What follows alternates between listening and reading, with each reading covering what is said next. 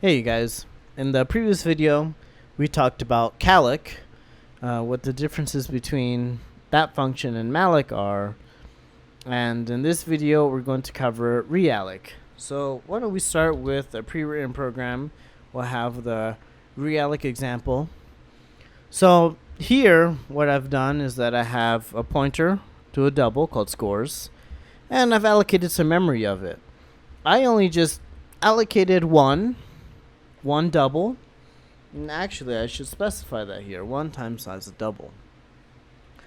Then I dereference the dynamic memory and I give it a value, which is 0.86. Next I go and print it, and then I free the data that I allocated.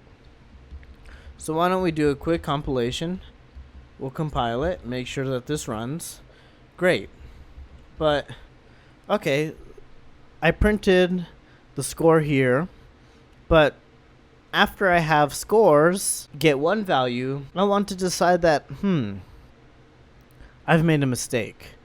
Not only do I want to have data where I've allocated data for the variable and use it, but I need to reallocate the data again. Maybe at this point, at line 7, I only saw, let's say, a movie, and I rated it a 0.86 out of 100, or out of 1. But you know what? I went to the theater and I saw 2 other movies. And then the day after that, I went and saw 8 other movies. So, oh shoot. That gives us a combined total of 11 movies that I just saw. So, not only do I have a problem here where I use scores and it's like I only have one value, but I need to change the size of it. Well, there's a function that can help us with that. It's called realloc. So here's how we go about it. So earlier we declared scores, so that's a pointer to a double. So I'm going to say scores. I'm going to have my result casted as a pointer to a double because malloc, calloc, and realloc all return void pointers. I'm going to say realloc. And what's going to happen? So realloc is gonna essentially let us resize our dynamically allocated variable on the heap. Right, it lets us kind of recycle the data that we're using in the heap, and this is pretty good because when we allocate especially big variables and we don't use them for a large portion of the program, right, we're left with 2 options. We can either free it and run into the potential problem that if we dereference it we can cause a segmentation fault, or we can reuse it. We can reallocate the data for something else. And realloc lets us do that. Realloc takes 2 arguments. The first argument is going to be the pointer where you want to do the reallocation. So since I want to reallocate scores, that'll be the first argument to the function. Next comes the size that we want to reallocate it to, which is essentially the same unique argument that malloc requires. So here I use malloc to do 1 times the size of double. Here let's say I want 11 times the size of double. So now scores has been reallocated. And let me go about adding some more values there. So here are some scores. As scores is going to be a pointer to what is an array now, I shift the address by the offset and I dereference it. So now that this has been reallocated and given new values, what I'm going to do now is what's left to do but print the data that's there. So here I have a loop that goes and it prints all of the values for scores, and I do a new line and we free the data. Right, so what has been achieved in this program? Well, here I dynamically allocated data for scores, and then I used it the way it was, and then I thought, you know what, I need to reallocate because given the circumstances of this program, turns out scores needs to have a size of 11. So I use realloc to resize it. And again, it takes the pointer that you want to resize, and then you give it the new size in the style of calling malloc. And then I just filled in the data, and I use a loop to go print out all the data that I just set there, and I go and I free scores. Realloc, just like malloc, calloc, and free, need the stdlib library to function. So why don't we take a look and compile realloc. This is nice. Something that I didn't directly mention was that I'd never change the value of the initial scores. So realloc preserves the data that's already allocated there. I only added these 10 new values. I did not access or edit the first element of scores. And we can see that in the code here. Here, scores is just set to that number, and I don't access it to give it a new value.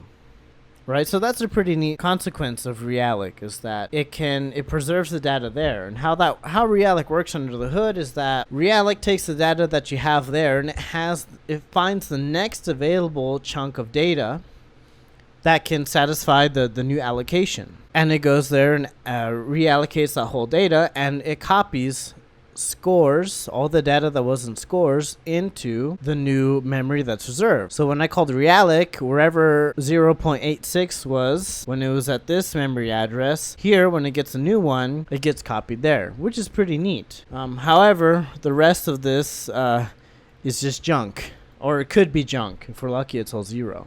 What I just mentioned is that realloc looks for the next available space that can satisfy what I want here. What happens if it can't find that space? Well, this whole time we've actually been using malloc, calloc, and realloc without any safeguards. And that can be dangerous, because if I have an itty-bitty machine and I'm allocating more data than it can give me, what's going to happen? Well, it can't allocate the data for me. So what actually happens is that realloc, malloc, and calloc, if they cannot reserve the data for you, it returns null. So I should have been having some safety guards. So how can I go about adding safeguards or safety guards? I can check if it's null. Then maybe I can issue a print statement. Good. Not allocate memory for scores. Maybe give it a new line. Maybe we can return like a -1, right? So this will end main. This will kick you out of main, and that's it. You know, maybe you can do something like that. Maybe we can do reallocate memory, and maybe we can do return -2. You might see some one-liners out there that kind of look like, you know, they'll all scrunch it up together. You might see something like that, right? And that's just to make sure that, you know, your program doesn't go and, you know, possibly break the rest of the program, right? Because if it fails here, if you could not allocate what you need to, that you just end the program, and you don't go try to try to use it and cause a segmentation fault and crash your program all the time and such. So it's a nice safety guard, and for best practices, this is what you should be doing. So anytime you use malloc, calloc, or realloc, there should be 2 additional things that follow. The first is that you check if there's an error, if you couldn't allocate the memory somehow. And if there is an error, you got to handle that. Here is one way of handling it. I print to the user, hey, we could not allocate or reallocate the memory. And then I kick you out of main. Right, you might want to do something different. It depends on the application. And then the next thing that you do is that you make sure that maybe might not be always at the bottom, but when you're done using your dynamically allocated variable, you should free it. So that way there's no hanging memory, and you know, you can do the best practices of having your C programs run, you know, cleanly. You free the memory that you allocated or reserved, and that you have no memory leaks. Right, and again, to kind of bring it back home, you use dynamic memory allocation when you need to allocate a large amount of memory. You know, here I'm using very small examples, but, you know, I myself have used it for you getting like 4,098 values to do like a histogram. Or, you know, you can have a matrix of 1,000 by 1,000 totaling for 10,000 values. And, you know, you can try to put this all in the stack, but it can be too much for your computer to handle with all the other variables, right? Because this is just one variable. You know, what happens if I need to do a dot product between 2 of these, right? It's an easy 20,000 values. And you might have other iterators, you might have structures, that kind of thing, and holy cow, that can get crazy. But this concludes our talks in dynamic memory allocation and I will see you in the next video. Thanks.